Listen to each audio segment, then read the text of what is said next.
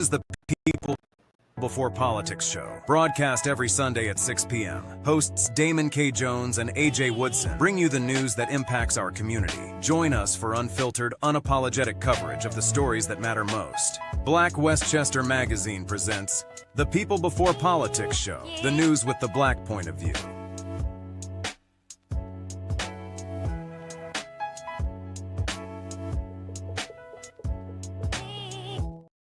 Thank you to everyone who supported us through Super Chat. Your contributions keep independent media alive and thriving. We couldn't do it without you. Stand up, speak out, rock the message that matters, community before party. Get your shirt today and let your vote wear your interest and values over party loyalty. If you found this video informative, don't forget to like and share it with others who need to hear the truth. And for exclusive content and behind the scenes access, join the Black Westchester Magazine YouTube membership club today. Your support helps us keep independent Black media strong. Support independent Black media with style. Rock Black Westchester merch and represent the news with the Black point of view. Every purchase helps us speak truth to power. The Black Tax Pivot. How to survive and thrive under the Trump cuts. Free for a limited time, then available for $7.99 on Amazon. Inside, we break down how to use the new tax code to your advantage, how to restructure your business or start one, why trades and skills are your gateway to wealth, how to shift from spending to ownership fast. We don't have to like the game, but we better learn how to win it. No more excuses. Learn the code, build the power, own your future. Peace and blessings, everybody. Peace and blessings, everybody. Oh. Hit the Yes, I'm back. This is People Before Politics show, and my name is Damon K. Jones, and my partner AJ Woodson is here, and we are here. God bless for another Sunday of the People Before Politics show, and we are live on Facebook. We are live on X. We are live on YouTube. And I think LinkedIn also. So, we want to thank everybody for their actual support in supporting Black Westchester Magazine. It's our 11th year anniversary, and I'm happy to say we are here and we still are not going anywhere. So, and definitely, we have a lot of new merch out. If y'all want to support, blackwestchestermerch.shop on sale now. We have different t-shirts out, the Blacktastic t-shirts, the Black America First t-shirts, the Black America t-shirts. You could go to blackwestchestermerch.shop and just helps us do what we do.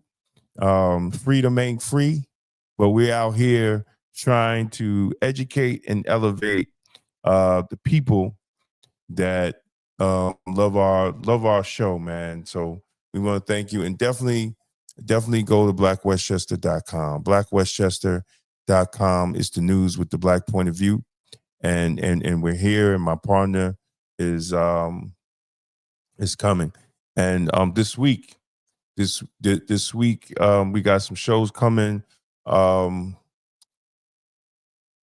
The Black Economy, Wellness Wednesdays, Motivational Thursdays. And I started something new. I used to do the morning tea, but now I get up every morning and I get on the treadmill. And I found a tripod that hooks on the treadmill. So what I do now is I just go live and talk my talk instead of doing the morning tea. So check me out. I named it the Friday Walk. And you watch me huff and puff, get sweaty, but still run my mouth. So we're gonna bring my man from another grand, AJ Woodson, in. Peace and blessings, AJ Woodson. AJ Woodson. What's good? Can you hear me? Yeah, I don't know why it's pausing. There we go. There we go. AJ Woodson. There we go. I was wondering what was going on with this thing, man.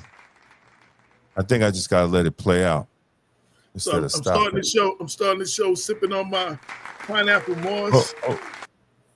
Sipping on my pineapple moss, pineapple juice, ginseng, spiritine, bee pollen, and sea moss. So hey man. I'm about to, trying to get it in, trying to get it in, get right. You know what I mean? Put the good stuff in me. Absolutely. That's what it's all about, man. That is what it's all about. So yes, sir.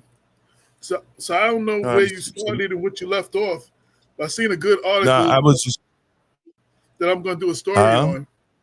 I seen a good article I'm about to do a story on. So ICE is recruiting agencies with incentives and massive ad campaigns, and the sheriff's department is not happy. Because bro. Wait, let me tell you something. Go ahead. So what sheriff's department? The executive director of the national sheriffs, whatever. So anyway, they taking all that. They get ready to flood. They get ready for ICE to flood your social media feeds, dangling bonuses up to $50,000. Federal officers are launching a massive campaign to hire more than 14,000 immigration agents, attorneys, and other workers to help execute Donald Trump's plan, the border crackdown. The president is newly flush with billions in funding and wants to deport 1 million people a year with the help of immigration and custom agents. And America needs you, reads one of the ad campaigns with a finger pointing Uncle Sam invoking a World War I recruiting poster. America is being invaded by criminals and predators. We need you to get them out. The federal spending finances are hiring 10,000 new ICE agents, making ICE the single largest law enforcement agency in the country, larger than the FBI, the DEA, and ATF, and other agencies combined. For example, the FBI has 13,700 special agents, according to the Department of Justice. Even before the hires take post, the dramatic expansion of public ICE operations has upset communities from coast to coast, raised questions about tactics being used at the Home Depot parking lot and other things. The aggressive recruiting efforts have also angered local sheriffs who worry that deputies and already understaffed officers will be lured away by big bonuses and higher pay. It's tone deaf and reflects a total lack of judgment and character on their part. Jonathan Thompson, the executive director and CEO of the National Sheriff's Association, said of the recruiting offering emails to local deputies nationwide. If we had a quote of the week segment, this would be it. This is either galactically stupid, I never heard those words used together, or purposely malicious. You're just robbing Peter to pay Paul. And in this case, you're robbing the poorest of the Peter to pay the richest of the Paul. that has nothing. What does that have to do with anything? Let me tell you something. Oh, wait. So he said the White House officials later apologized to Thompson after the recruit email and promised to work more collaborative with the sheriffs. Now, listen. Wait. So there's some other incentives. Are they going to hit me? They're going to be hitting you with commercials on Hulu and Amazon Prime, and they're going to be on YouTube and Snapchat. And in addition to the signing bonus, ICE is offering up to $60,000 in student loan forgiveness. That's an incentive for a whole lot. Although applicants don't have to have college degrees to be considered for the job. And then it goes on and on and on. First of all, the ICE, deal like this. So the ICE, the director of ICE said thousands of people are coming. They've already had thousands of hires. People want the job now, including former ICE agents who left during the Biden era. They couldn't do the job they signed up to do, he said. Now they're lining up to work with us because they know our officers and agents are allowed to enforce immigration law fairly across the board, and that's a cause people can really believe in. Well, But they Trump's already eliminated. here's all Trump's narrative is that he's warning them that there's going to be an 830% increase in assaults against agents, and should expect a certain level of risk, but they will be trained to take every precaution to keep themselves safe. And then it just goes on and on and on and on and on and on. Quotes from a few other people. The local sheriffs are furious about the ICE recruitment. The aggressive hiring campaigns frustrate local law enforcement leaders who worry their officers will flock to better paying federal jobs without telling why shouldn't they? Right. Well, I'm just saying what they're saying. They said they did this without telling the local sheriffs ahead of time. ICE officials They don't have to. They directly emailed recruitment office to hundreds of deputies across the country, directly to them to their emails. Thompson and the National Sheriffs Association said he felt betrayed by the move. Thompson said the sheriffs agreed to send their deputies to special immigration enforcement training designed for local police, only to have ICE try to simply poach them away.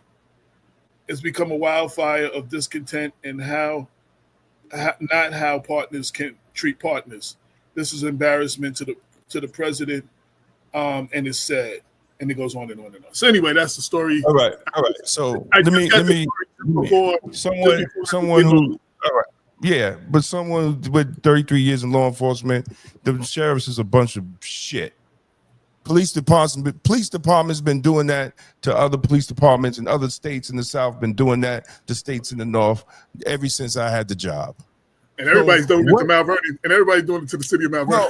Well, I'm just talking in general. Florida used to always give moving bonus, $25,000, $30,000 worth of moving bonus if you transfer from a police department in New York City or something like that. It's not that. That's nothing new. See, I don't understand how we just, because it's Trump, everybody getting their goddamn feelings. Like it hasn't been done before. It has been done before. And it's been police departments doing it, police departments. Even locally in New York State, they put ads out on their salaries. And let me tell you, it says that the top ICE salary is $144,000. That's more than police departments in Westchester make. And they got rid of the age limit. As long as you pass the physical fitness test, you can make $144,000 a year. If I wasn't so beat up for my 33 years at working in corrections and my body so beat up, I'd have been down there taking agility my goddamn self and learning Espanol or whatever I need to learn.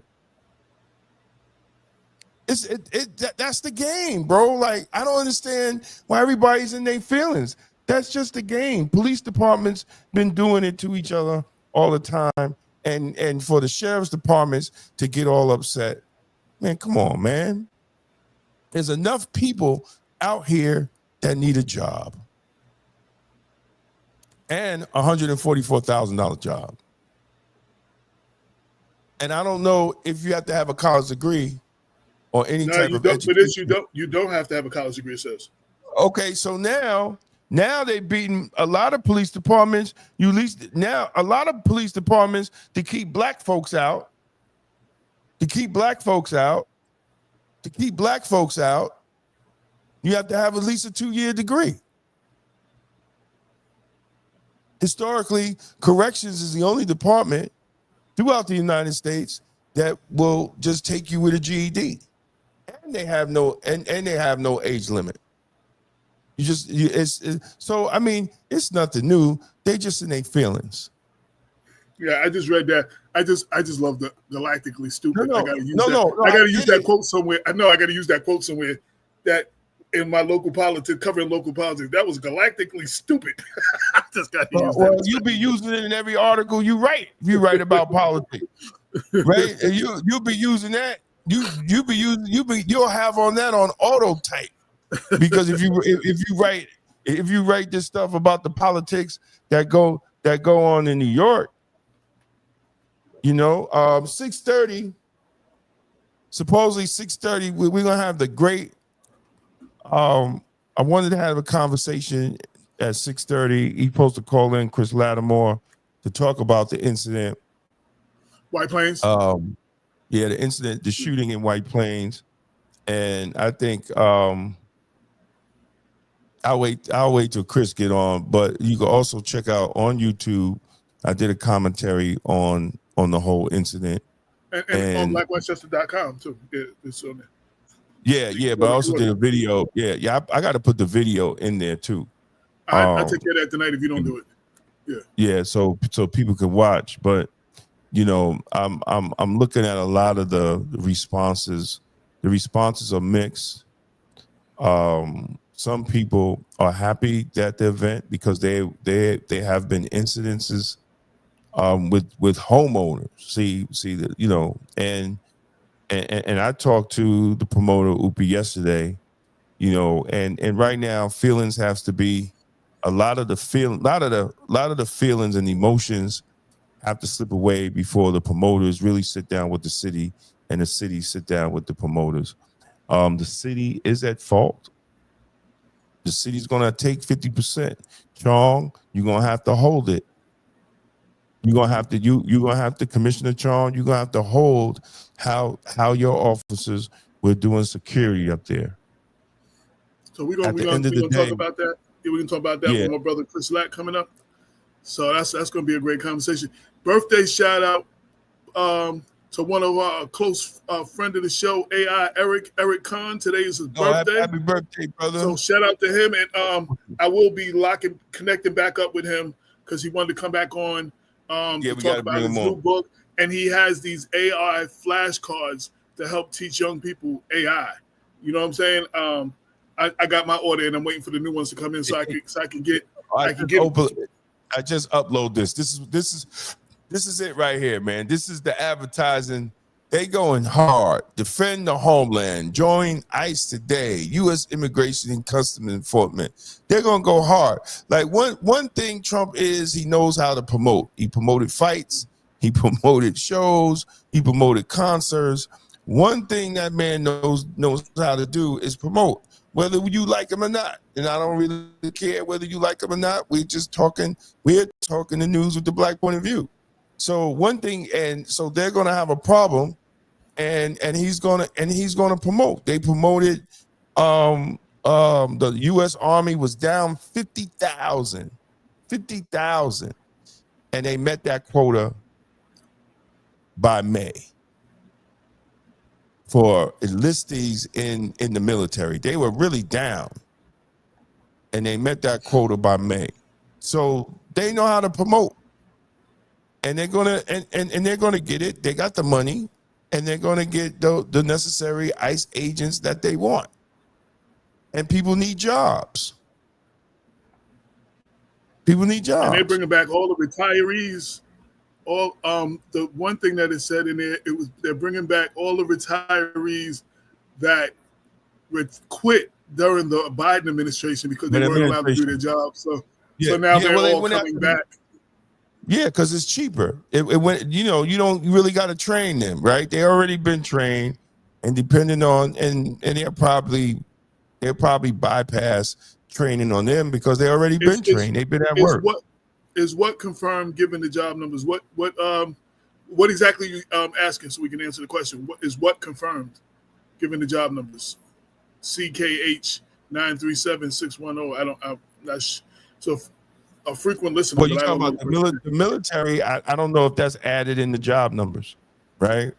I really don't know if they add military in the job reports. That I don't know. The quota. Well, that was reported on the news. That was already reported on the news. Good evening, but I don't know if that's part of the job numbers.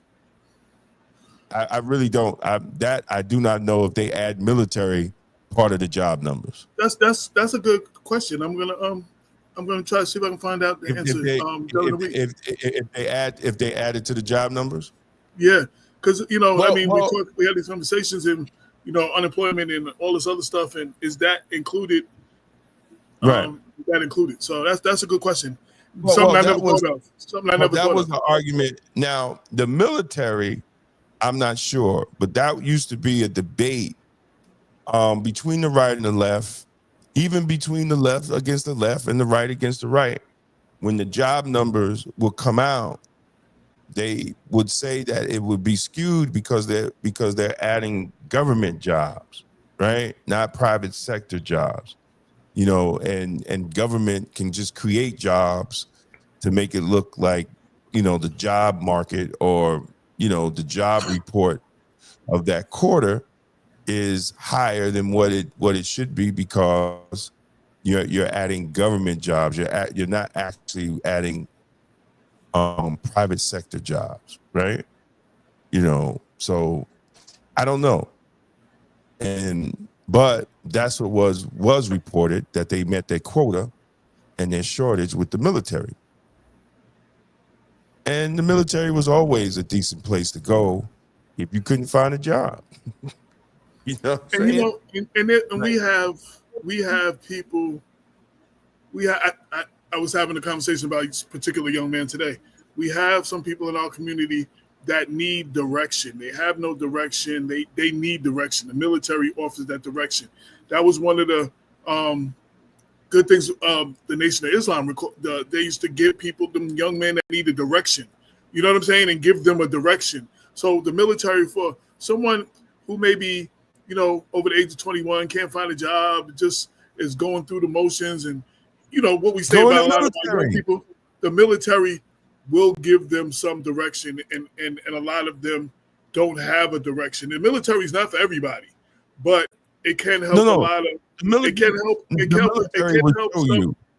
It can help some people and put them on a whole new career path. And get their life military. together. I don't understand. I don't understand what's wrong with some black parents and some black people when they talk people out from going into the military. I get the whole, the white man, and all right, that's fine. But if I'd rather see I'd rather see a young man in the military getting guidance and getting training and getting skills than out on the street doing absolutely nothing for himself in the community. And you get stuff like your college. You can go to college. You get, you get all these other. There's a lot of things you get because people join training. Right, people join. Some people just go to the reserve, then they come out. They end up getting a career path. They end up, doing for their family. They end up, so it can help some people that don't have a direction. Ironically, black people actually over-index in the military than any other group of people in the country. I don't think that's true. I was in the Marine Corps. I don't think that's true. I don't think we go in enough. About 16% of U.S. soldiers are black. Okay, about 60%. About 16% of the population is black in the United States too, right? About 14-15%. So, yeah, I mean that would be on track with the percentage of black people in this country, right? Yeah, but compared to the jobless rate, we're not picking military to work. No, if for someone who's out of options, sometimes the military is a good option when you don't have option, and a lot of people without options end up doing something and ending up in jail. I was in the Marine Corps. I didn't see a lot of blacks, so they must be in the Air Force or Army. The Army. I think the Army is the one that's the easiest to get in. The Army, because you got to be bouted to be in the Marines. Everybody can't be a Marine. No, the Air Force is the easiest to me. The Air Force, right? Because it's almost like a dormitory when they go to boot camp. So, but at the end of the day, and I'm not knocking none of them, right? I'm not knocking none of them, but I didn't see a lot of blacks in the Marine Corps.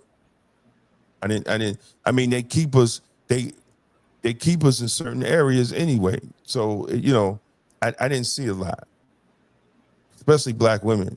I was in Camp Lejeune, man. If you saw a black woman, boy, that was like a golden unicorn. Straight music, right? So I don't know. I think we need to promote it more in the Black community, because that's where you could. I'm reading Kenny's. I think Mostly Kenny's Black. Yeah. Yo, well, no. I believe that. I believe right. that. That's what I said. That's what I was saying. Yeah. I don't know about best Yeah. benefit, but I know there's a lot of Black people in the Army and in the Navy. I was in the Navy. Briefly. Yeah, I needed. I was hard headed, so I had to go in the Marine Corps. So, but yeah, I mean, yeah, they're probably in the Army. I would believe a lot of Blacks would join the Army more than the Marine Corps. Absolutely, absolutely. I'll definitely. But I think we need to promote that more, right? If young, we need to promote them taking civil service exams, becoming police officers, court officers, and if they're not going to do that, man, then join the military. If you sitting home playing PlayStation all day and you 21, 22, you ain't going to college. And you ain't making money. Because young right. white kids are making money playing PlayStation. You ain't making money.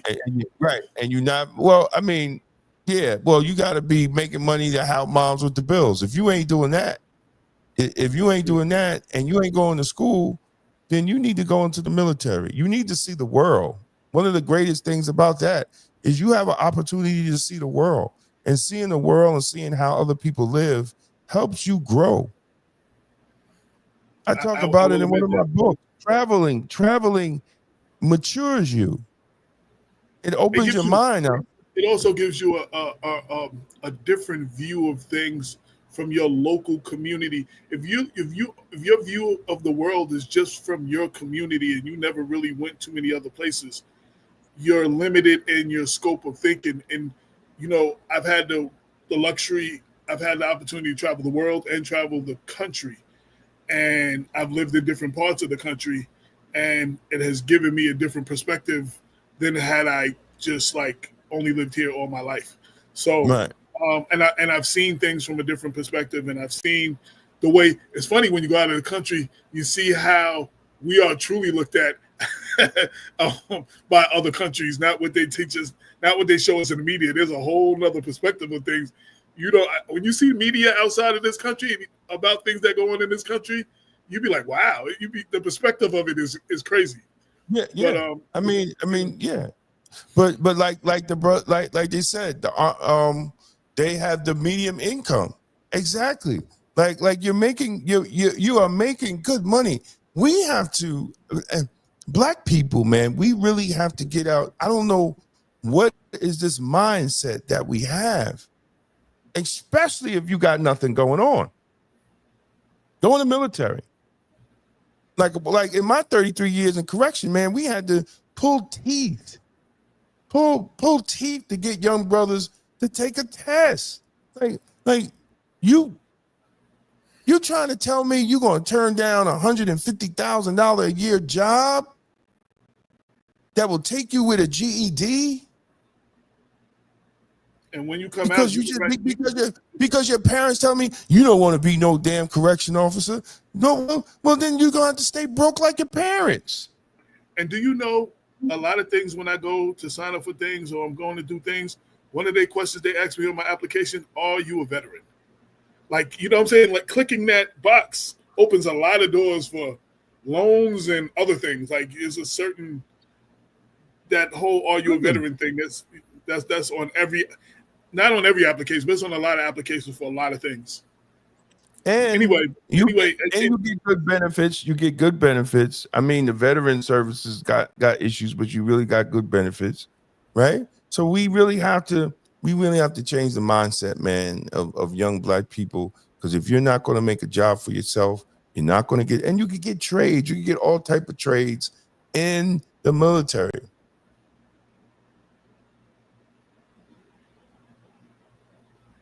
For example, is this opportunity for opportunity? Yeah. I mean, but we have to, but you know what? I think the biggest problem is we don't have these conversations and we don't have these open conversations. And then we allow the ignorance, right, to out-talk the common sense in the Black community. And I think that's one of the biggest problems that we have now. But guess what? God is going to make us start having these conversations, because we're going to have to start pivoting and looking at ways to be producers and looking at ways to take care of our family, instead of this nonsense that we've been talking about for the last 20 years. Because it has to change. It has to change. Anyway, I wanted to talk about one of the stories, until Chris come on. I'm not even going to split the screen. I'm just going to go on the so a volunteer firefighter in Portchester, since we were talking about ICE, got grabbed up by ICE. Now, here's the problem with this story, brothers and sisters. He had a deportation order. He had several DWIs. The deportation order was 19 years. The deportation order was 19 years old. And he had a couple of DWIs. So they went into Portchester and they grabbed him.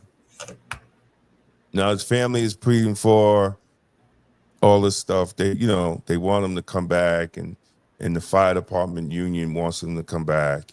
And that's great. But here's the question. How did you become a volunteer firefighter and had a 19-year-old deportation order? Are you trying to tell me that the background check didn't come up with the deportation order? That's my biggest question. How did you become a volunteer firefighter? I don't know if anybody in the thread, do they know that does fire? I thought they was, even if you're a volunteer, they would do background checks. And if you knew about this problem and you was a volunteer firefighter, why didn't you ask the firefighters union or people or the mayor or in Portchester or anyone to help you with this situation, to fast track or to deal with the deportation order?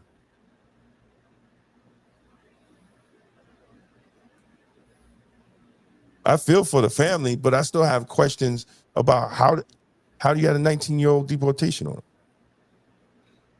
Yes, there's a background check is required. Part of the process to be a firefighter in Portchester, specifically applicants for firefighter positions in Portchester, which must successfully pass background investigation. This background check is part of a larger hiring process that typically includes written exam, blah blah blah. But he was a volunteer. The question is, does that apply to volunteers also? And that's my question.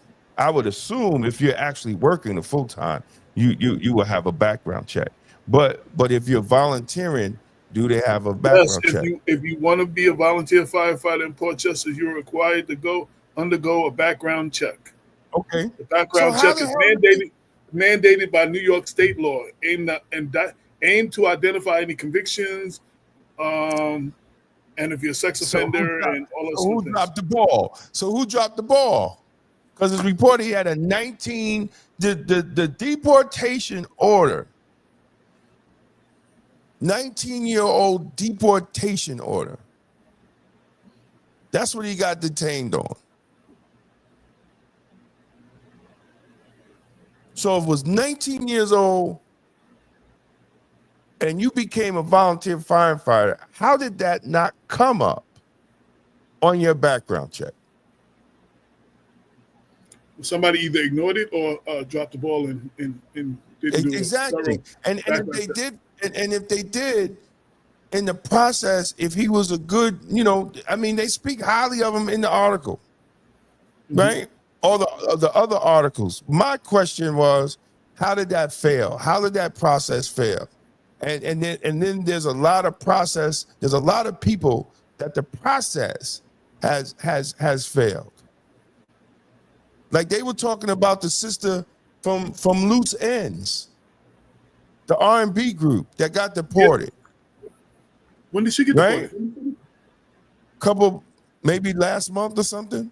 Oh, I didn't even hear But about wait that. a minute. But check this out.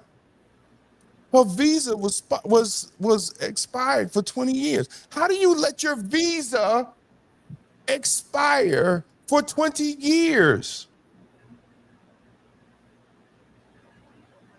How do you do that? Peace King. How do you do that? How you walk around with a deportation order for 19 years?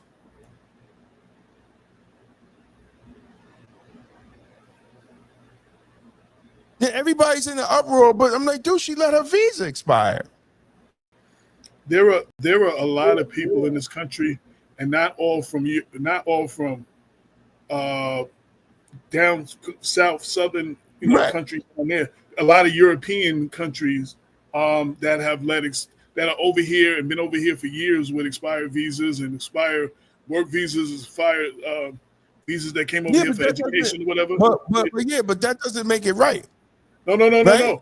I'm just saying this has been something that's been going on for a while, and a lot of that, I guess, is going to come out now. If there's this big crackdown. Oh, it's all coming. It's all coming out now. But still, AJ, there's some self accountability to it. Well, you knew you could get away with it for a while. You just knew you could get away with it. You said try walking around with unpaid parking tickets that long. Oh no, not New York City. They was trying to get my car. They was trying to get my car for some unpaid parking tickets. Listen, try not paying your Easy Pass. How about that one?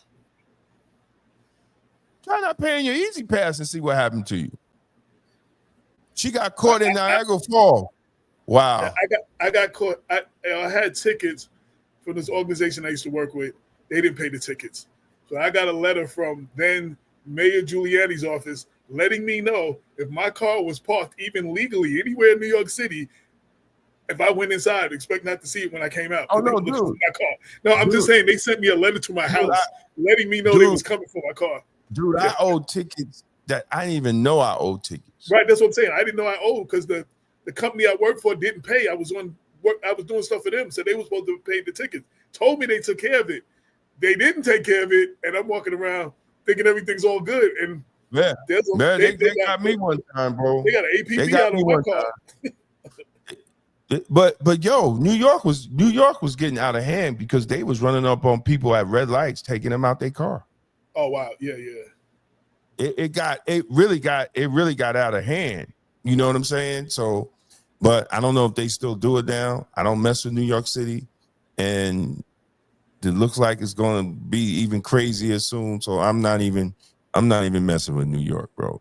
But it has to be some self accountability, because when you hear these stories, it's like, oh well, I've been in America for 20 years. You've been in America for 20 years, and you thought you were good, and you didn't fill out to be a U.S. citizen. And you've been here 20 years. You done raised kids. They done went to college. They're grown and got kids. And now they're snatching you up and you crying?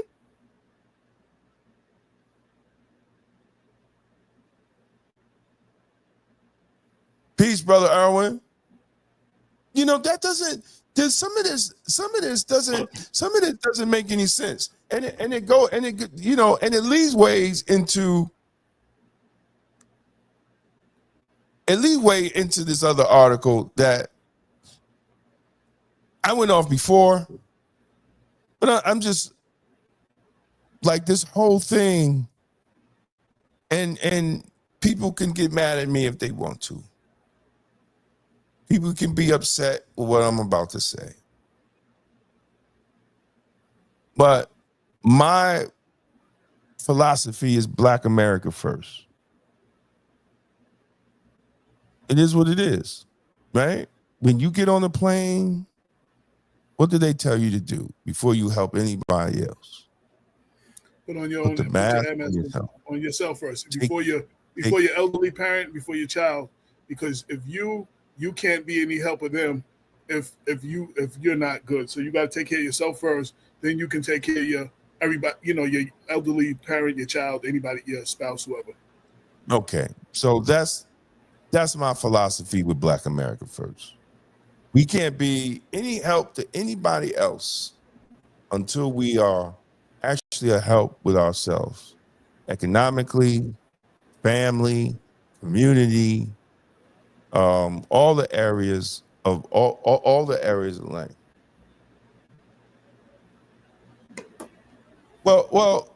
It says you're a fool to think otherwise, brother. But that's not what's going on. that's not what's actually going on, and that's not what's actually going on with our politicians. That's not actually going on with our politicians. They're not fighting for us.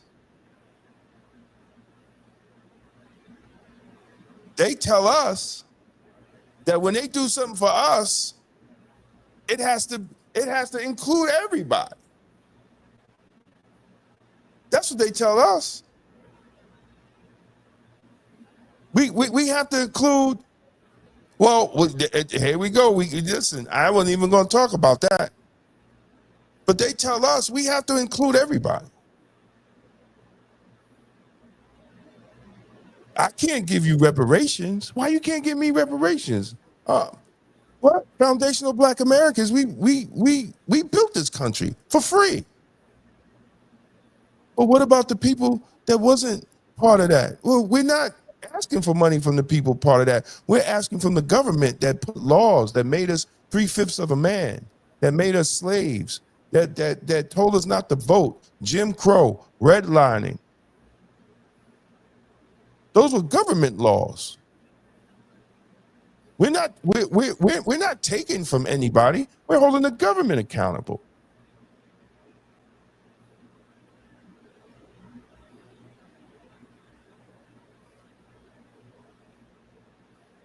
Well, listen, we got to do something because they're not fighting for us.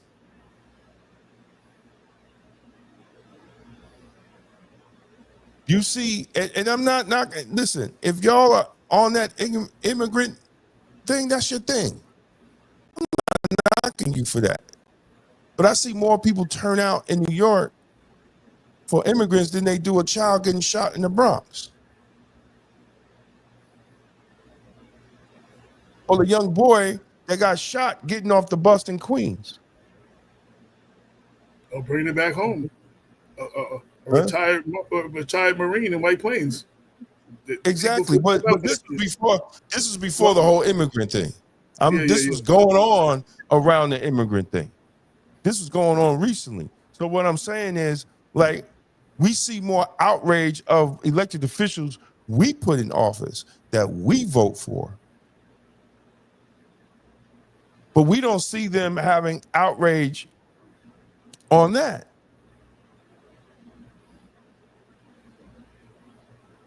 I have a problem with that. I literally had somebody put a comment on my post. It's illegal. This is what he told me. It's illegal to just pass laws for certain people. Really? Ask the Jews that. Ask the Chinese that. Ask the Japanese that.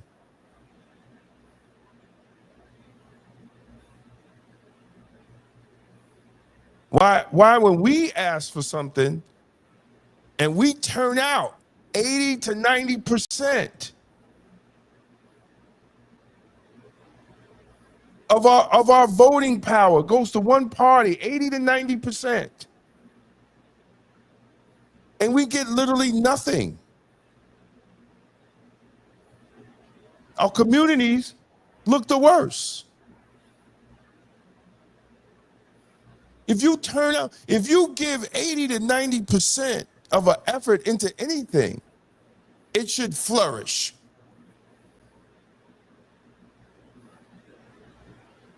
Exactly, Erwin. And but we still vote for them. We still vote. Why do we still vote for them? And I'm not knocking anybody. Some people might be watching saying, yo, dude, this dude's going crazy. He's saying vote for Republicans. I'm not saying vote for Republicans. I'm saying we should have boundaries. We should set boundaries. A respectful person has boundaries.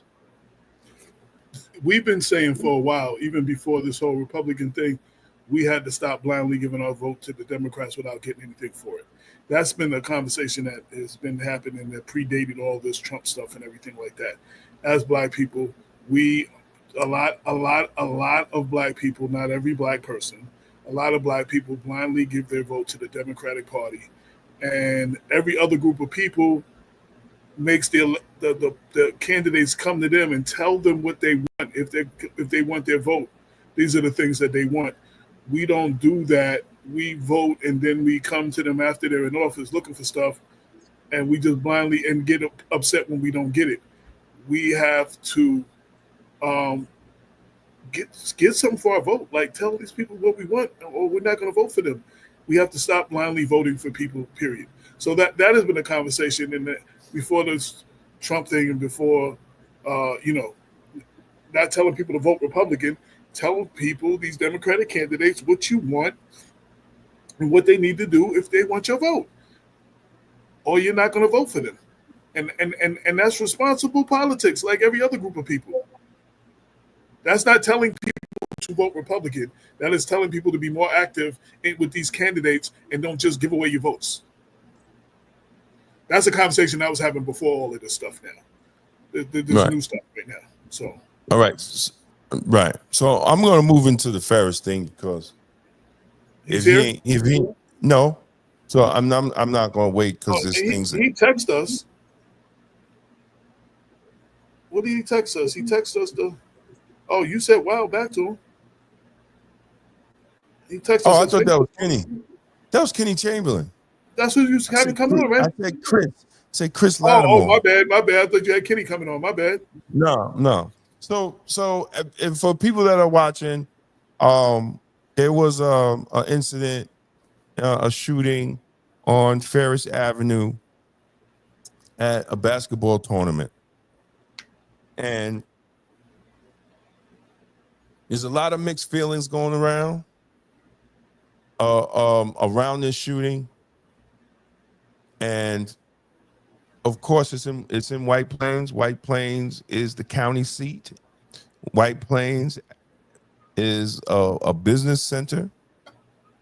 Black people have been disappearing over the years to little areas like Ferris Avenue, and really Ferris Avenue is not even that Black; it's more Hispanic. And Battle Hill still have Black homeowners. That's mostly homeowners. And then you got Lexington Avenue around the projects there, but they've been slowly tearing down each building and replacing them with buildings that average person can't live in. So then you have what's left is like the Lake Street area, those apartment buildings there that's left with Black folks. So the Ferris Avenue basketball game was started by one of the two friends of mine, but one was like a little brother to me, Higgsy, and he was also a correction officer, and he passed earlier this year of a heart attack. That's why I know his name. He was a correction officer with you, and I've seen him at one of those things. Okay. And he was very proud of the program that he was doing for the kids. Now, the tournament was growing. Went from a little community thing to something that people would come out. Hundreds of people would come out. Like the tournament in Harlem. You know what I'm saying? Like people will come out. Now my thing is this. Were there proper communication between the promoters and the police department in the city? My understanding I talked to different people, and I did drive through there one day, and wasn't no real police presence. Now, this incident was bound to happen. White Plains, people that are from White Plains that are listening, and we're gonna chop this up. And I'm gonna say it so people can hear. People from White Plains that are listening, especially elected officials, you failed. You failed. I had someone texting me today that was making the fish there, and when the shooting was, 2 of the officers was trying to buy fish.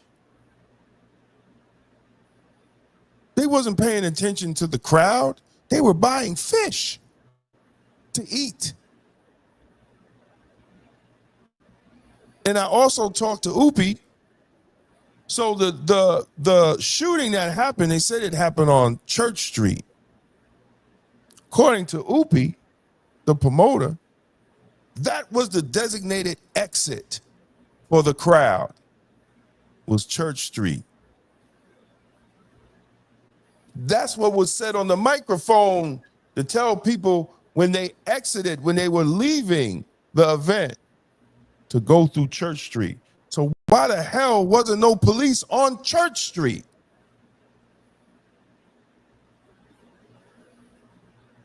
Commissioner Chong, the mayor has to answer that. Why wasn't there no police on Church Street? If that was the designated exit for everybody to go, why were the police buying fish instead of locking down the exit? A good supervisor, once the event, he would have got on the radio so everybody get into their places so we can make sure that they will exit safely and get out of our city. That didn't happen. Was there a car on Church Street? Absolutely not, because if they say 50 rounds were let out. They found 40 casings. So that was 40 shots. Where were the police?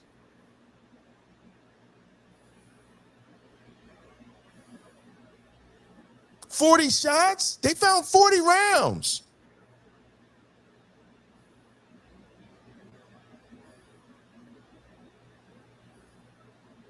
So anybody that understands law enforcement and understands security knows that presence is the first step to safety. That's why when you're driving down the highway sometimes, you see a police car, you slow down. When you pass it, ain't nobody in it. He was just sitting there chilling. He was chilling. Ain't nobody in the car. Ain't nobody in the car. Because they do that to make you slow down. Because they know when someone sees a police car, they straighten up.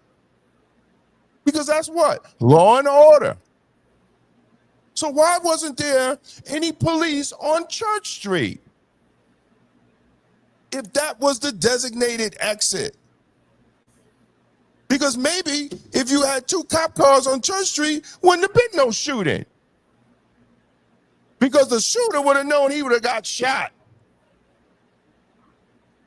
immediately. Common sense. I'm going to pull out and there's cops there. I'm going to shoot. They're going to shoot at me. Rightly so.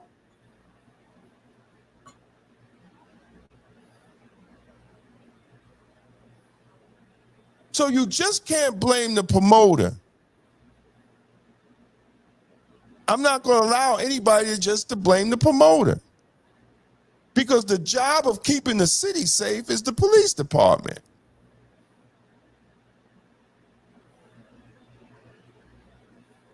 And if that was the communication from the city to the promoter, and they did their job, telling people when you leave, when you exit, you got to go this way. Where were the police to guide the people out? That's what you do. We did it in the jail. After rec is over, we line up all through the hallway to make sure that they go back to where they're supposed to go.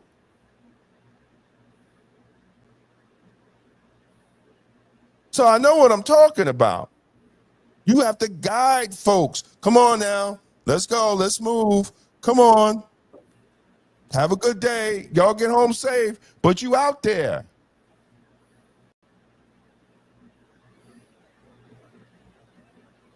I saw one news report, but I didn't see what he said. I'm addressing this for the community. See, you could pull that stuff on people that don't know. You can't pull it on me.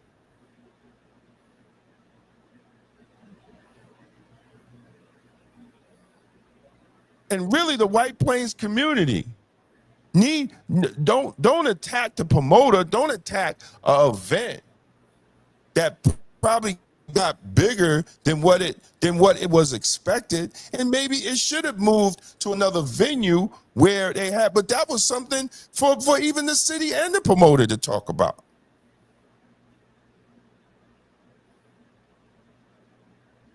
But still, it's for the kids. They have the kids tournament. They have the adult tournament. So I'm trying to.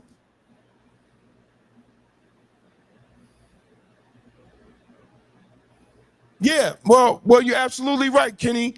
The response from the city to just dead it altogether and not find out what was the problem was the wrong move of the city. Because see, now when we're talking, when people start talking, and as we move forward, we see, well, the police wasn't in the proper place. What were they doing buying fish? Trying to get fish sandwiches. You were supposed to be making sure that these people get up out of there.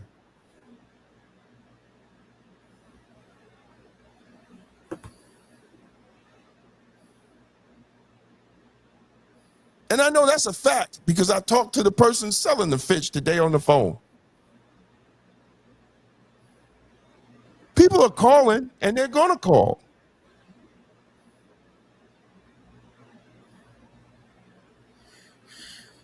So I think the goal is now that the city needs to sit down with the promoters, and at the end of the day, we need to make sure that we have the finals for the community and for Higgsy.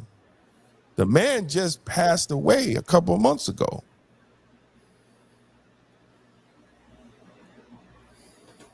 Was there talks about having the finals at the county center or something? Yeah, but what happened? What happened? Oh. What happened? The city dead the whole program. Oh. Okay. So the city was paying. The city was paying for it to be at the county center. See, a lot of people was trying to say, well, it was Ken Jenkins. No, it's not Ken. It's the city because the city was cutting the check for it to be at the county center. So if there's no check cut,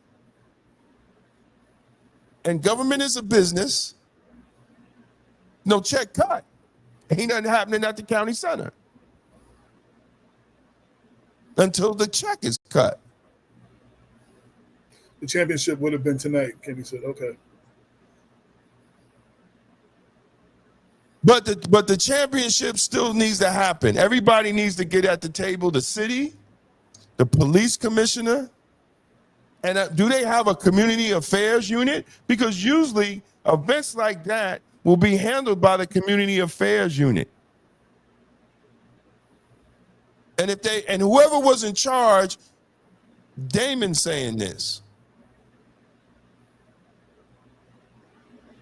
The one that put the foot in your behind with the Kenneth Chamberlain shooting. The one that did a report on the report of the use of force of White Plains Police Department. You dropped the ball on how you handled the event. It was not secure.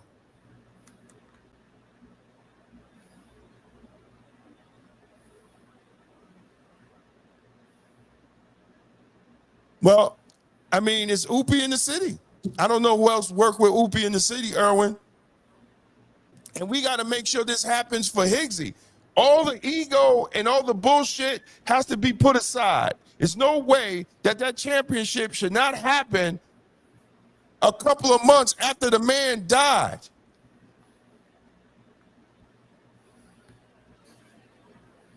Yes, there was a shooting. But there's a lot of blame to go around. But the security is up to the city. Even if Oopie would have had FOI or security in the park to make sure people were safe as they left, is up to the damn city. I don't care what anybody says. It's up to the city.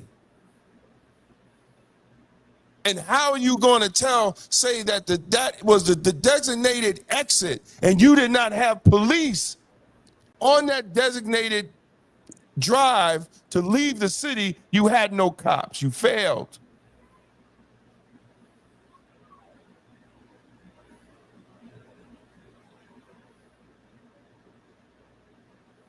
And how did no police respond to 40 rounds? Because they was too busy in the park, looking at the girls, buying fish, having a good time.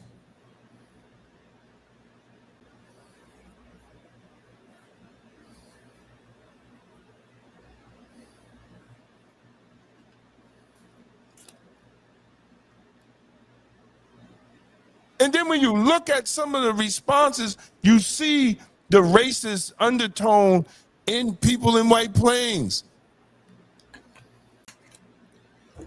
On the city Facebook page. Yeah, we get it. We get that black folks ain't wanted in that city, but black people in White Plains better wake up. You don't even come out and vote. There's no way you could do an event like that on Ferris Avenue and have those people, all those people out there, and y'all don't mobilize to vote for yourselves.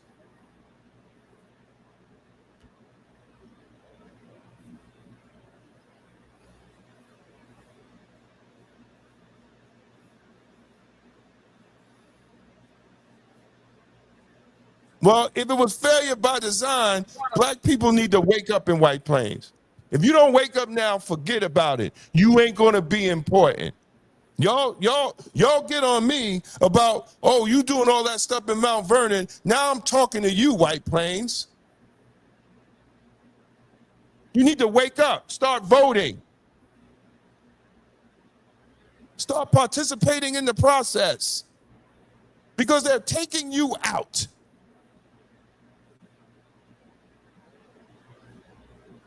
You got $1 billion developments down there in the heart of the city. $1 billion. They're building all these buildings. You ain't part of nothing. You ain't part of none of that. They ain't thinking about you because you don't vote.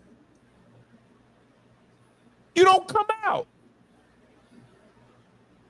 You don't show up to city council meetings.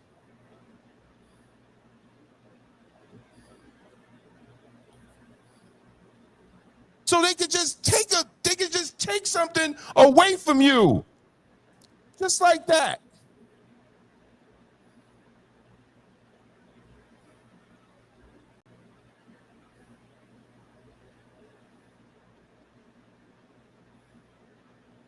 And then you have the talent to mobilize all those people, and you don't have the will to mobilize people for the political process, for your community, for the little street that you got. Because that's all you got. Is a street. While them white folks got billions of dollars downtown, you got a little street.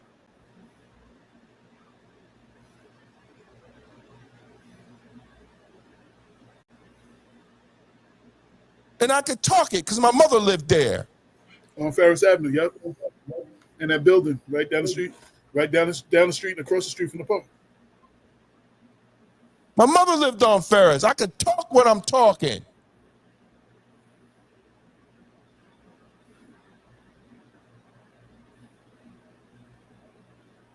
Yo, black people in White Plains better wake up.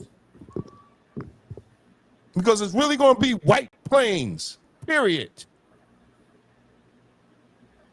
If you don't exercise your vote and exercise the political process and show that you care about your little piece of land in that city.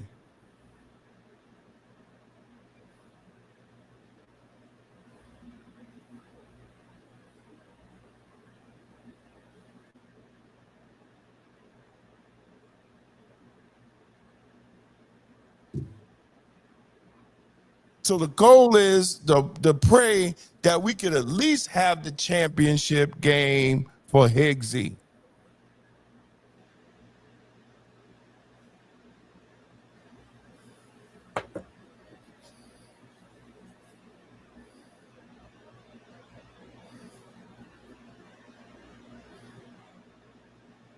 Gotta wake up, family.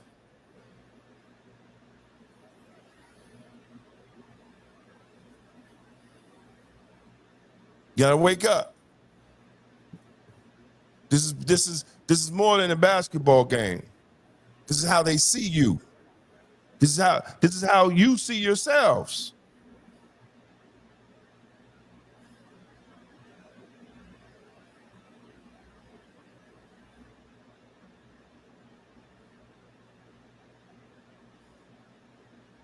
And someone in that police department need to be held accountable. There's no way you just gonna say, oh, it's some unruly black folks. No, you didn't do your job.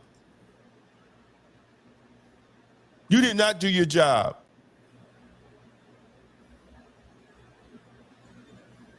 It's easy to dismiss it like that. And I'm not gonna let y'all do it. You're not going to dismiss it like that. Mayor Roach, Commissioner Chong, White Plains City Council.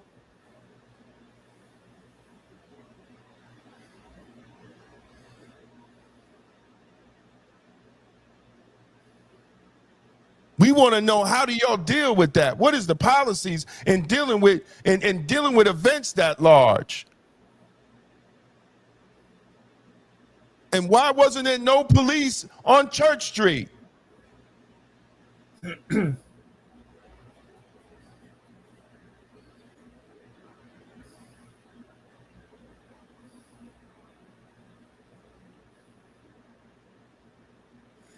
got a statement from my brother Kenneth Chamberlain. Okay. That I'm about to read.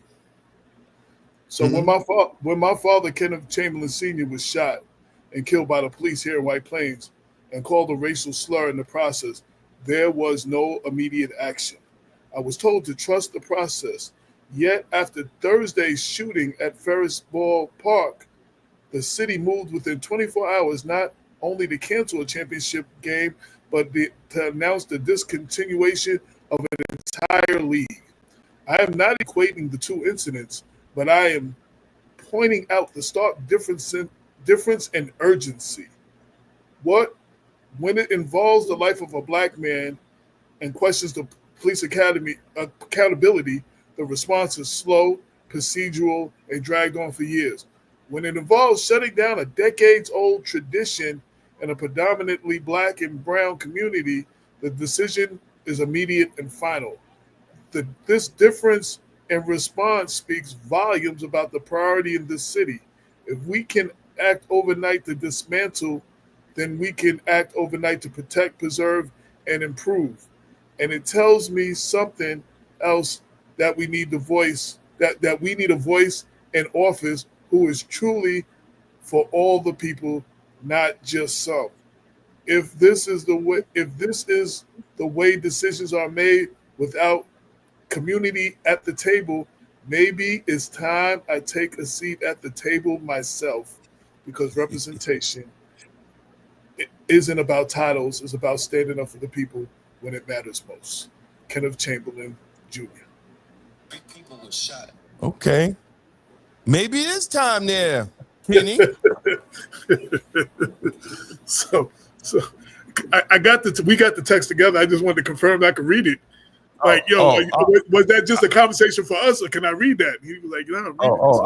I was just on my rant. No, you were talking, so I was going back and forth with him. So, but you know what?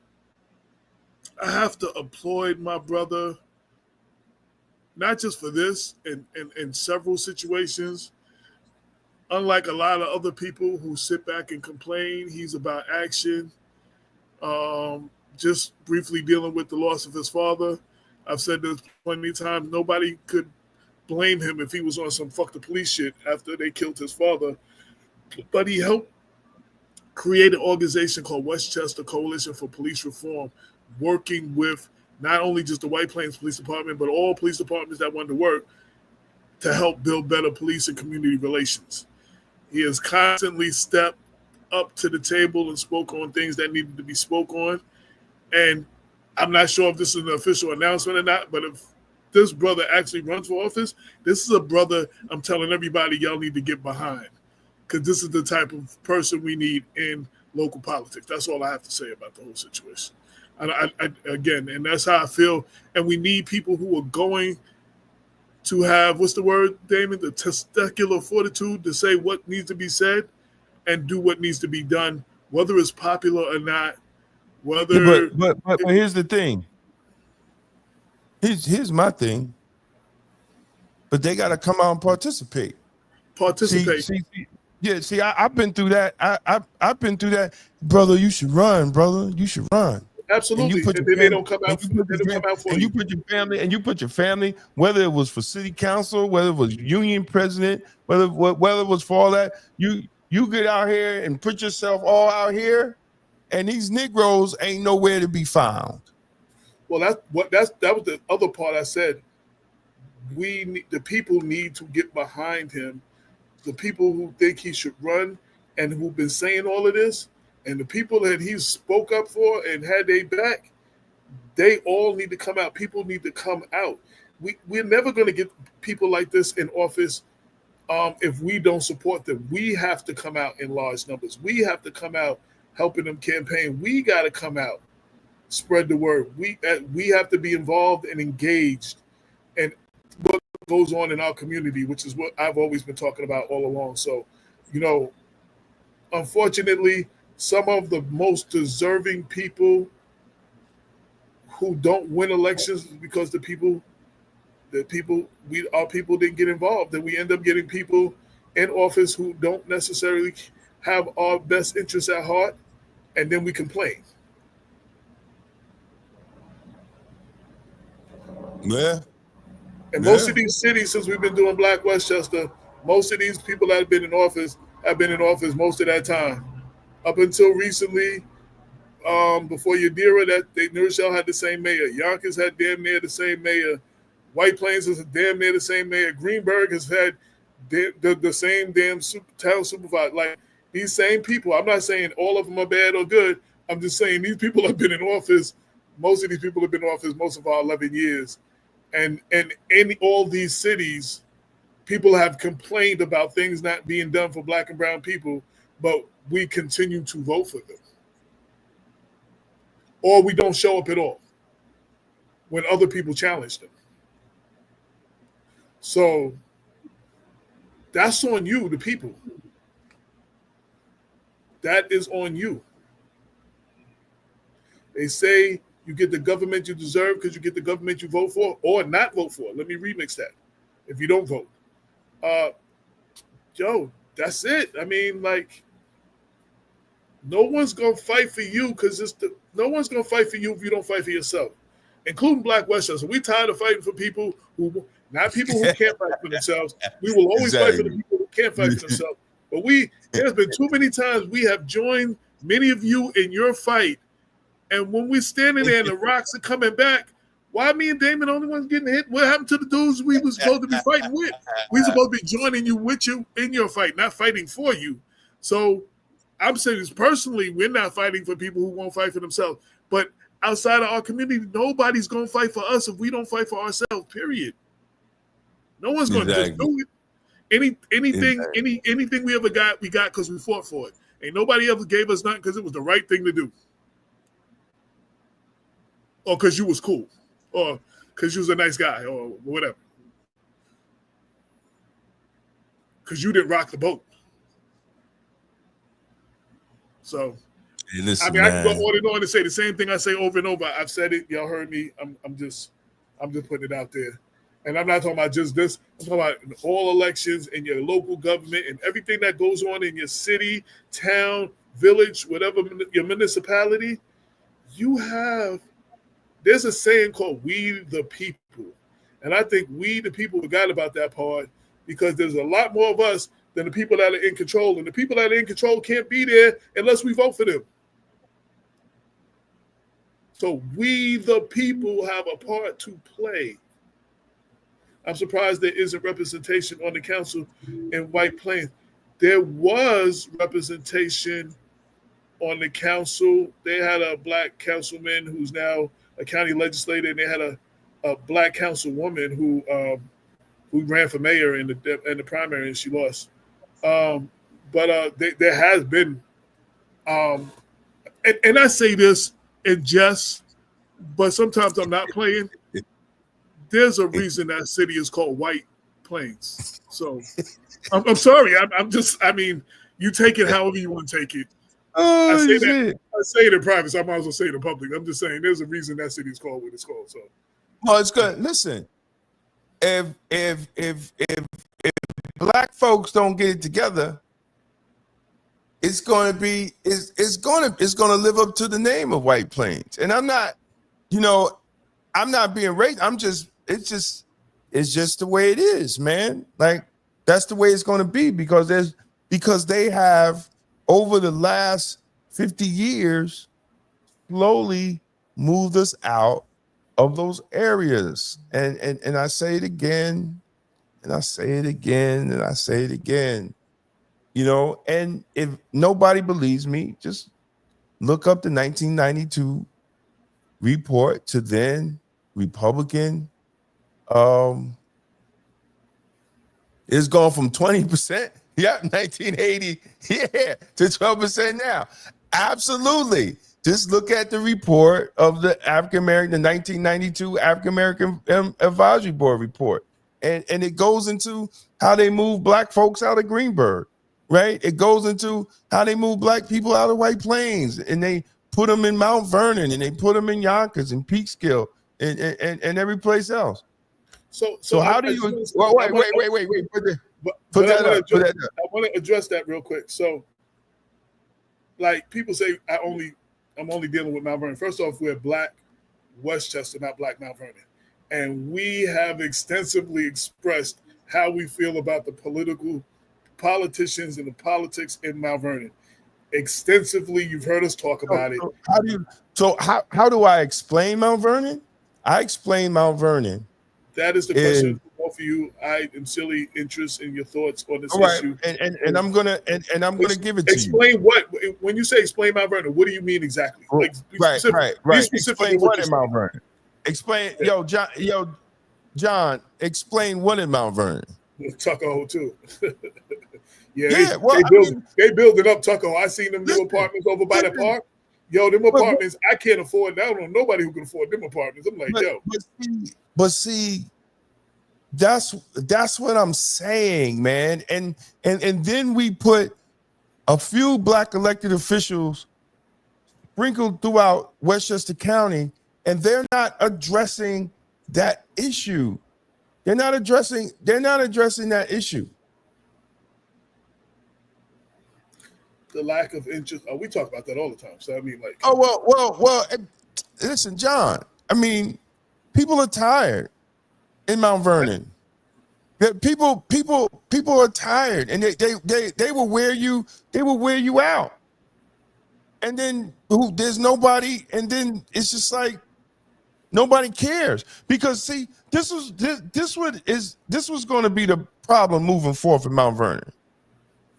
Most of the people that buy homes there are not actually invested in the city. They're invested in New York or Queens or Brooklyn or any place. Even now in Fleetwood, when I first moved there, Fleetwood was a strong voter base, but they all got old and died. So now they got old, and a lot of them died, right? So now the people that are moving into Fleetwood, they're commuter towns, right? They're commuter people. They get on the train and they go to the city. They could fucking care less what happens in that city as long as it don't happen in their building. Because by the time they get back from the city, it's nighttime. They go to sleep. I had this conversation up here in Middletown with my neighbors because it's almost the same thing. Because by the time someone gets home up here, they ain't thinking about what go on in Middletown. They too tired. Because you have to drive almost 2 hours to work and then 2 hours home. Yeah, no. Listen, imagine the people that live up here that work at Rikers. The hell with Westchester. The majority up here are Rikers Island. Unless they retired by now. There's one dude, his Damon. He worked at City Hall in New York City. I was like, how do you do that? So nobody, and that's what's going to happen. And then you have that small group, John, that small clique, that could garner 2,000, 2,500 votes, right? That work for the city, that family work for the city, right? And they come out and they vote for the nonsense because they benefit from it. A family member got a job, they got a job, or this and that. And you don't think, people gave up. I'm in Middletown. I'm in Middletown, bro. I'm not doing all that. I'm not fighting a bunch of people to keep their city clean and have less crime. There's one brother that was actively involved. I just had a conversation with him. I don't know if he wants the conversation revealed, but I will say he was very, very active. And he called me recently talking about let's go eat. And I'm like, damn, you still live in New York? Like, I didn't even know he still lived in Mount Vernon. I thought he moved because he goes to work in the city. He comes home. You don't even know he still lives in Mount Vernon. I didn't even know. I was like, I was amazed that he still lived there. I thought he moved 2 years ago. You get burnt out. And then you have people saying, well, Damon makes the city look bad. What? Wait, let me say, so that used to be said about both of us was being said about Damon now. But how do I make the city look bad? And I'm just reporting the shit that they doing. Right. So the people who are doing the people that are doing what they're doing. Okay. Exactly. I'm talking about the stuff that you're doing. Black Westchester is reporting on the nonsense that you're doing, but I make the city look bad. We can't report on your bullshit if you're not doing the bullshit. Stop doing the bullshit, and we don't have to report it. So when you do dumb shit, and when we report your dumb shit, you get mad at us because we're reporting your dumb shit. And then your only excuse is to say, they're making the city look bad. So stop doing your dumb shit. And we don't have to make the city look bad. And we're not making the city look bad. We're doing our job reporting the dumb shit that you're doing.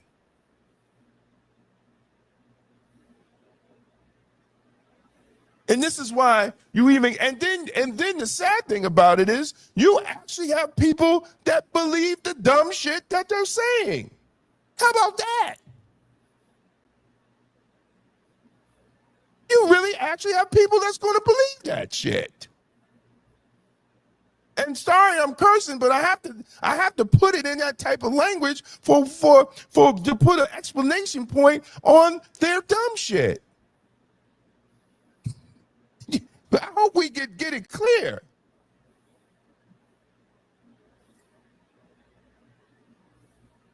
It doesn't matter what race you are. It doesn't matter what sex you are. If you do dumb shit and we feel like reporting it, we're going to report your dumb shit.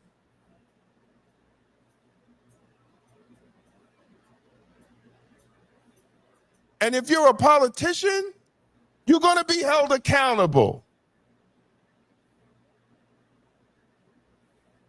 No matter what race, sex, size, we're going to hold you accountable. And if you don't like it, then you should not be in those positions of power.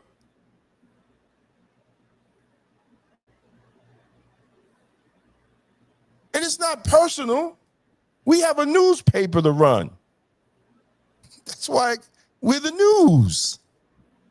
And it seems to be that they only say it about Black Westchester. They don't say it about News 12. They don't say it about the New York Post.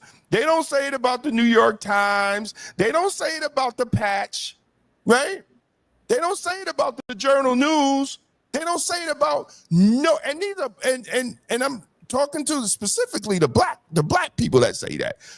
They specifically say it about us, but those news media outlets can run the same damn story, but we're the ones making Mount Vernon look bad. You could literally kiss my black ass. Go ahead, AJ.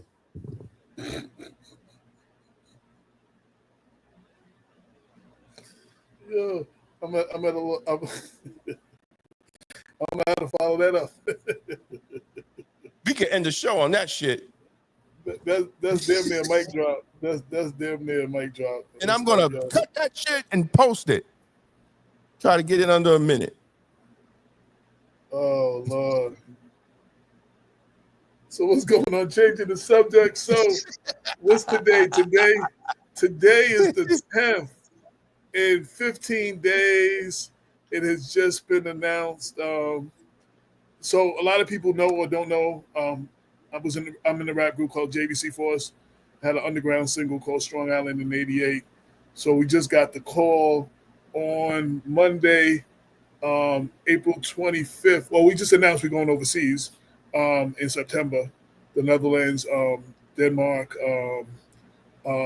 Manchester, London, et cetera, et cetera. But everybody was like, yo, let me know when you're doing something at home.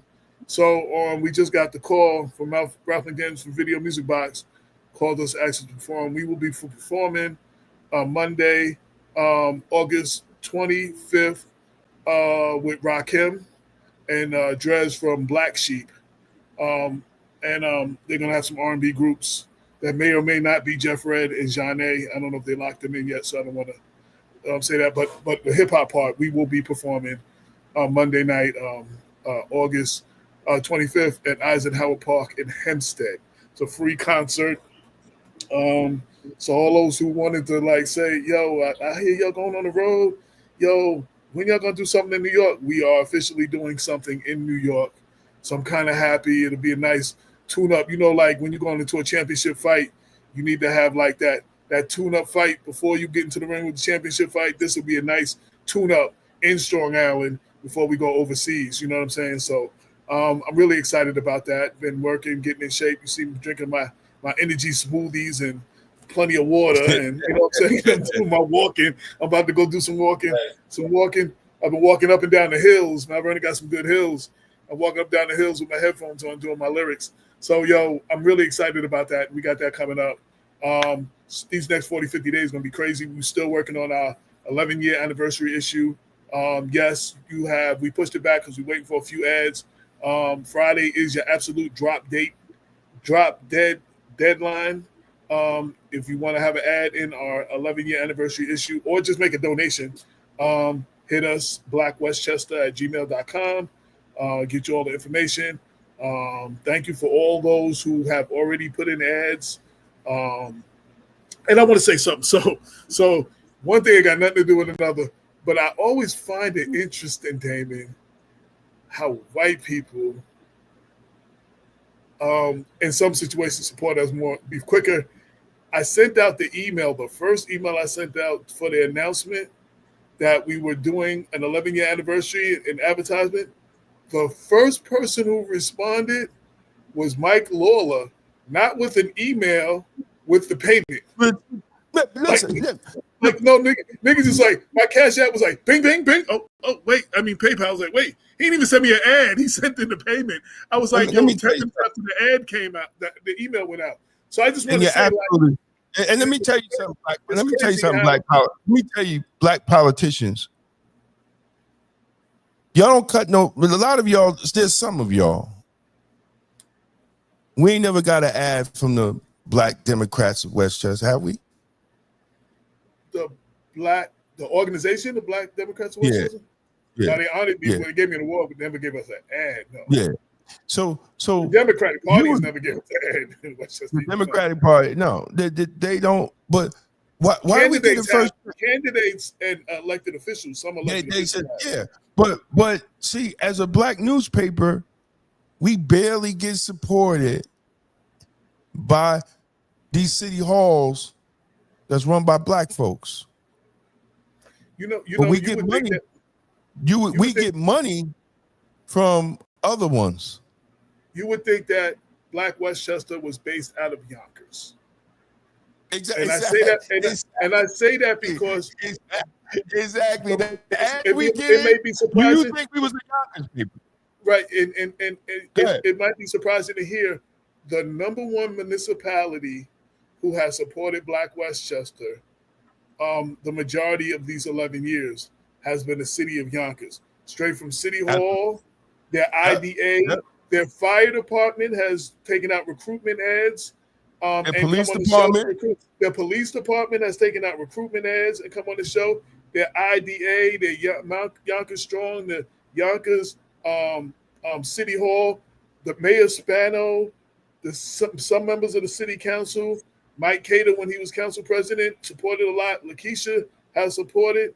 Like, I'm just saying, like, the candidates, even candidates, the Yonkers candidates that are running for office have supported us more than any other city. Like, we have gotten our most support from the city of Yonkers. And it's funny, I don't live in Yonkers. You know what I'm saying? Like, you would think, I have a wall, Damon. We have walls full of proclamations. Do you know who most of them are from? The city of Yonkers. Yonkers. I got Yonkers. I got Yonkers state senators, Shelley Meyer and Andrew Stewart Cousin. Not my state senator. I got Yonkers city council presidents. Not my city council president. I got the Yonkers mayor. None of the Mount Vernon mayors. So let's be clear. This is not a Sean Patterson Howard thing. None of the Mount Vernon mayors in the last 11 years. None. So, so I was just like, yo, it's crazy. You know, this is where we live, and then Mount Vernon wants us to cover all the Mount Vernon issues. And when I start paying attention to more issues around the county, and I'm not really getting in the mud with some of the Mount Vernon issues, then you wonder why. There was only one institution that actually used to take out ads, and that was the Mount Vernon Public Library. And say what you want about them, that was under President Oscar Davis.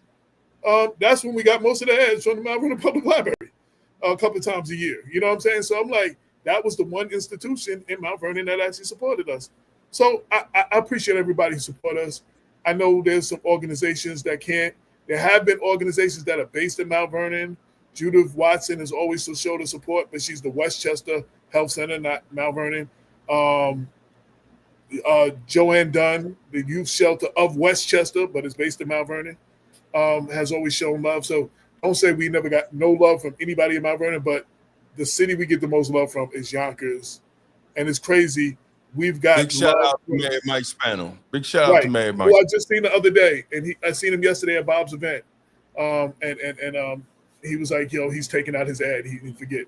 So, so shout out to Mike. So Mike was like, I introduced Mike to Bob, and I was like, he looked at Bob like he looked familiar. I said, yeah, he used to be the co-host on the show when Lorraine was on the show. He was like, did y'all fire Lorraine? I said, no, damn it, you stole her from us. You done kept her so busy she can't help us no more. You said we fired Lorraine. No, dude. Did y'all fire her? I said, no, you stole her from us. You done got her so busy she ain't got no time to help us no more. Exactly. We fired Lorraine. Yo, like, that's crazy. But he always got jokes though. But I appreciate him. And you know, he's had meetings because he wanted to address some stuff and let us know what was going on in Yonkers and had meetings with us and stuff like that he called that we didn't have to call for. So I'm like, yo, you know, I'm not saying he's perfect because a lot of people in Yonkers are dissatisfied, but they keep voting for him. So there's that. So yeah, we've gotten, and there's been we've gotten a lot of support outside of we're called Black Westchester. And you think our biggest support would be blacks in Westchester, but it not necessarily has been that way. That was just the point I was making in the beginning of this. So, but everybody who's held us down, there's been a lot of people who held us down, who have even made donations and stuff, and that's how we've been able to keep this paper free for the community. We don't have to sell it. The radio show is free for the community. The website, you don't get a paywall after a few articles. You don't get a paywall, exactly. and there's and the good stuff not hid behind the paywall. So if you don't pay and subscribe, you don't get the good stuff. Exactly. You gotta wait. You gotta wait 3 weeks to get the free article. Yeah. So if you get the free article, some of them. Hell, they did an article. Lohan did an article on us, but they kept it behind the paywall. You had to pay to get to read the article. But shout out to Lohan. Interested, it's the biggest city in the county, so they are doing what they should be. Yes, yeah. Yonkers is the third largest city in the state. And I was going through Yonkers. I mean, yo, I was having this conversation with Dina. She works for the Youth Bureau in Mount Vernon. It was like, yo, look what they're doing with Lionsgate. Look what they're doing with their studio. There's a billboard in the middle of Times Square that says Yonkers is Hollywood on the Hudson. In Times Square. Yo, I'm saying, like they're doing big things. They're doing big things and they're building it up. Here's the thing, man. But they're pushing out their poor. They're part of that part, though. Pushing out the poor to Mount Vernon and wherever else. They're building up. There's some people can't stay there no more. That part is no, because we're not doing what we're supposed to do.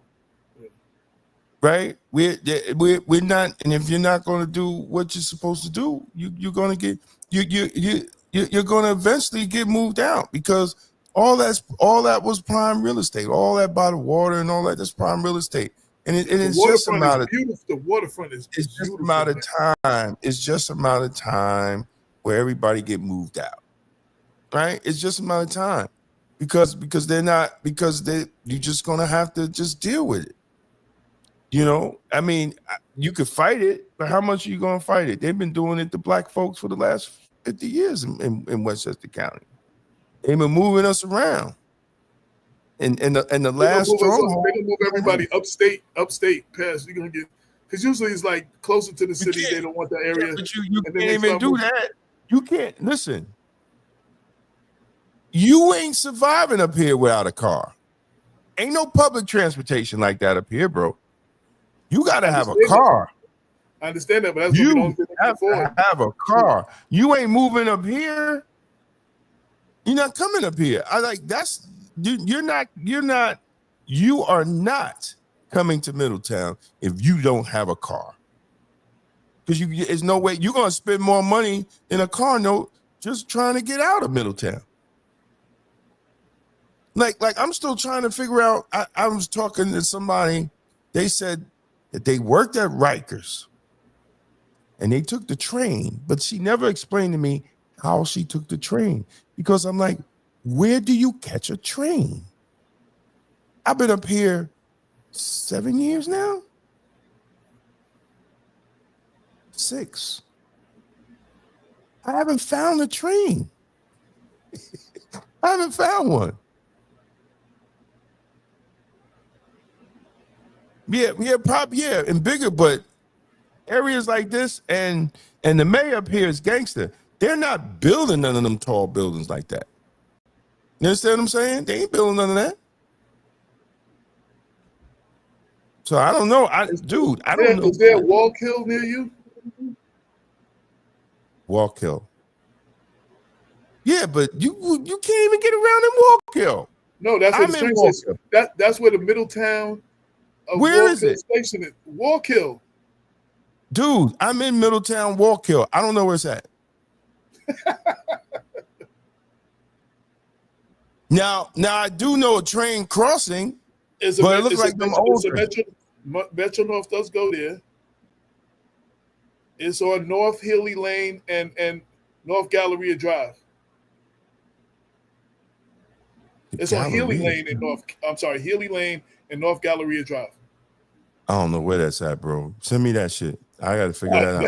That is the Middletown Town of Wallkill Metro North. And where station. does it go?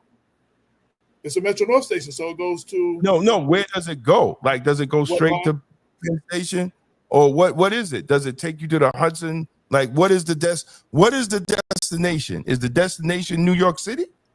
Well, they all Metro North trains go to New York City. How does it do it? Would it go on the water? Because we on the other side of this. We on the other side of the water, bro.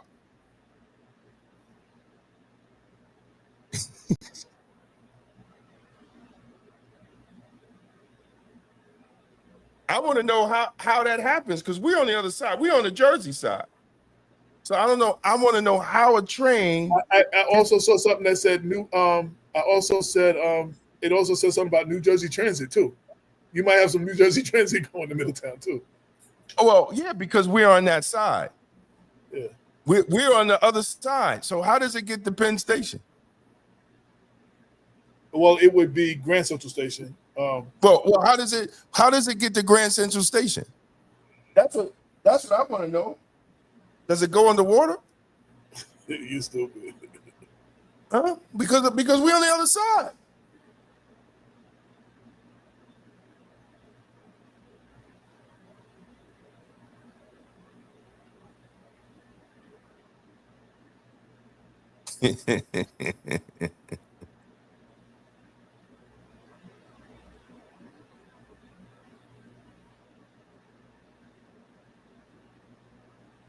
Yeah, man. That's man. It's time for us to get off, man. We talking about trains. I'm looking. I was like, why am I looking through the damn train to go from where you at? I have no intention of taking the train to you. If I'm not riding up there with you, I'm not going up there. Like, exactly. Man, we're gonna close out. We're closing out the show. Thanks everybody who tuned in. It's another episode of Black Westchester presents the People Before Politics Radio. Make sure you check the website. Constant news, editorials, the news with the Black point of view, real talk with the community. We are here 11 years and counting. And I saw a quote on the last page of the newspaper. I always put a quote. And for this issue, I kind of remixed the quote. And I just want to share it in closing. Presidents, mayors, and even county execs reign for 4 years, but free, independent journalism governs forever and ever. Oscar Wilde, this is a remix of Oscar Wilde's quote. So we are here. We are still standing. Despite everything that's come at us, despite the questions of our credibility, that despite all the rah-rah and all the nonsense, we're still here. And it's because of all of you, the supporters, the ones who watch the show, the ones that read the website, the ones that read the newspaper, the ones who share all the articles. So if you see something you like, share it. If you're watching this on YouTube, make sure you hit the subscribe button. We're at 10,300 now. That's like we're growing, and it's because of all of you who are checking us out. So make sure you subscribe and share. If you're watching this, if you like a story, share it with your people. You're watching this on Facebook or wherever, share it. And we appreciate y'all, and we're gonna keep doing this. We're gonna rock it till the wheels fall off, as long as y'all continue to support. Because like that Ray Charles said, one day, it might not be long, y'all going to look around and we going to be gone. And y'all going to be like, yo, what happened to Black Westchester? What Y'all happened? in support. Y'all in support. Y'all be like, yo, we need a black newspaper. You have one now, so y'all need some support. Yeah. While you got one. So thank y'all for all the love. We appreciate. We love y'all. I got some announcements, so okay. we could 28-day health and wellness challenge is coming up. Black Westchester and Dare to Be Different starting August 1st. You go to Black Westchester, the link will be up there. I'll make sure I'll put it up tonight. You sign up, you get the free ebook, 28 Health and Wellness Challenge. And you also automatically is part of the actual challenge on August 1st. Now, you don't have to be part of the challenge. You just get the information, or you could just enjoy the free ebook. It's up to y'all, what you want to do. But we're trying to make health and wellness the new black.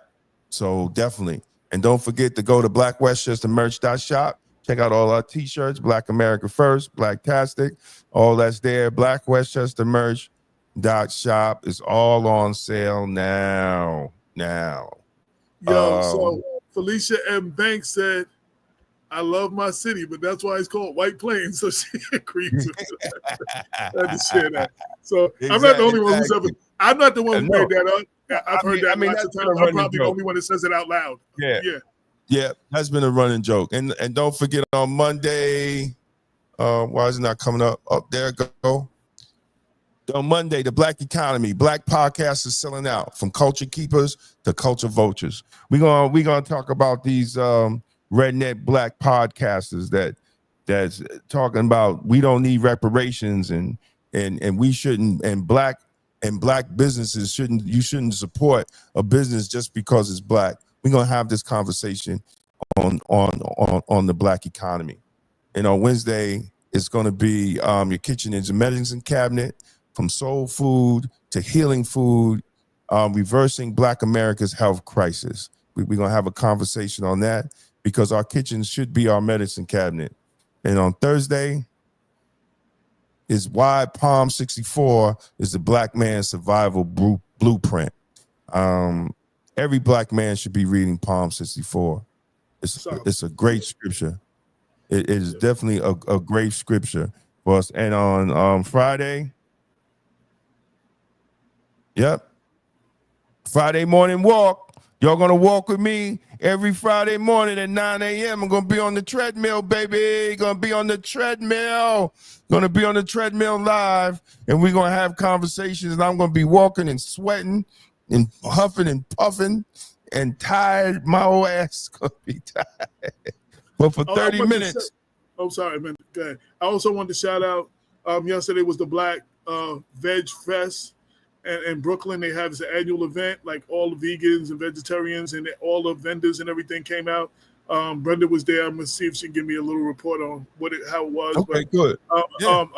We were trying to get the guy to come on before the show, but I think we took a week off, and that would have been the week. He was on vacation or something, and that would have been the week for him to come on. But maybe we'll get him to come on afterwards just to talk about the event. Right. And they're having another event. There's another big event coming up in City Field in September.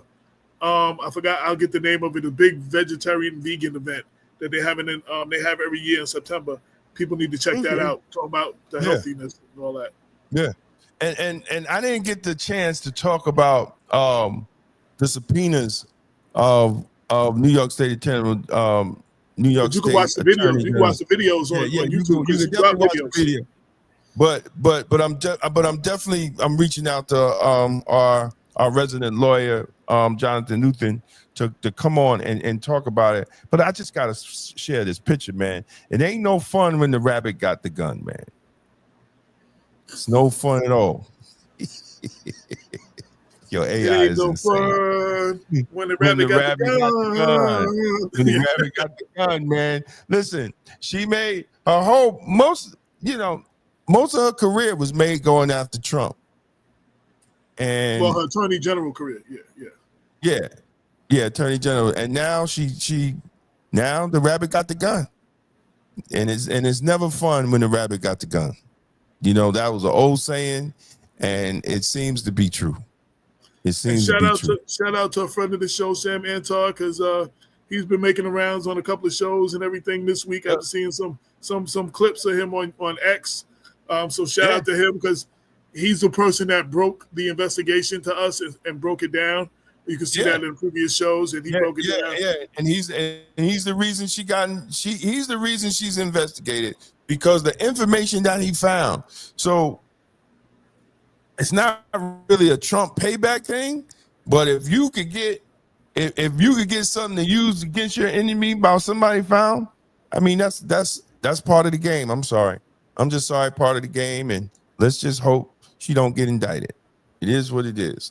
But thank everybody for watching. Please support, man. Like and share. Tell your friends. We trying to put a whole program for the whole week for y'all to come, and we got some other things that's happening. We might have an app so people can download. I'm trying to see if this thing actually works. So we're trying to work on some positive stuff. So thank you again, man, and we out of here. Peace and blessings. Peace and blessings. Thank you to everyone who supported us through Super Chat. Your contributions keep independent media alive and thriving. We couldn't do it without you. Stand up, speak out, rock the message that matters. Community before party. Get your shirt today and let your vote wear your interest and values over party loyalty. If you found this video informative, don't forget to like and share it with others who need to hear the truth. And for exclusive content and behind-the-scenes access, join the Black Westchester Magazine YouTube membership club today. Your support helps us keep independent Black media strong. Support independent Black media with style. Rock Black Westchester merch and represent the news with the Black point of view. Every purchase helps us speak truth to power. The Black Tax Pivot. How to survive and thrive under the Trump cuts. Free for a limited time, then available for $7.99 on Amazon. Inside, we break down how to use the new tax code to your advantage, how to restructure your business or start one, why trades and skills are your gateway to wealth, how to shift from spending to ownership fast. We don't have to like the game, but we better learn how to win it. No more excuses. Learn the code, build the power, own. This is the People Before Politics show, broadcast every Sunday at 6 p.m. Hosts Damon K. Jones and AJ Woodson bring you the news that impacts our community. Join us for unfiltered, unapologetic coverage of the stories that matter most. Black Westchester Magazine presents The People Before Politics show, the news with the Black point of view.